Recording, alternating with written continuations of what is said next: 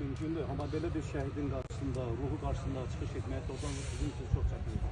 Ona göre ki bunun qəhrəmanlığı hakkında burada olan döyüş yoldaşları bilir. Ağdam yok, Azərbaycan bilir ki Allahverdi Bağırov kim olur.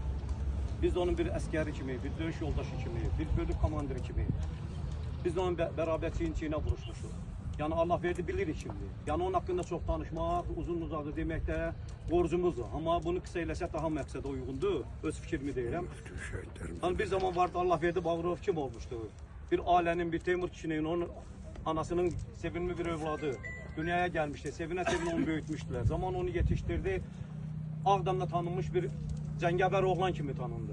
Zaman yine de onu yetiştirdi. Ağdam Azerbaycan'da sözünün ötkəminin, sözünün əməliyle, hərəkətiyle Azerbaycan'da söz sahibi oldu. Zaman yetişti, doğru getirdi. Sovet mekanında da doğrudan da Sovet mekanında tanınmış bir şəxsiyyətə çevrildi. Bir de zaman yetişti, doğru zaman getirdi, geldi Qarabağ meseleleri ortalığa çıkanda Allahverdi Bağırov bütün dostları, kardeşleri hamıyla beraber döyüşe katıldı. Ve bizim kimi insanlar da əzizləriyle bir yerde döyüş meydanlarında oldular. Yani Allahverdi hakkında büyük danışmaq olar, büyük sözler demiyorlar. Yani ona layıqdır ve onu da hamı da bilir. Biz sadece onun hakkında qəlbimizdən gələnləri kısa ve konkretlemək istirik ki, yani belə bizim kimi de insanlar belə bir sərkərdənin arkasında getməyi özümüze şərəf bildik.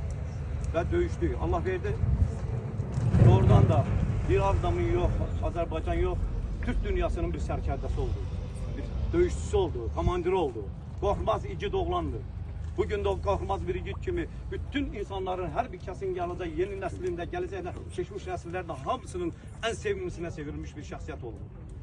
Yani böyle bir insanın hakkında ne diyesen? Yani olanları budur, fakta budur.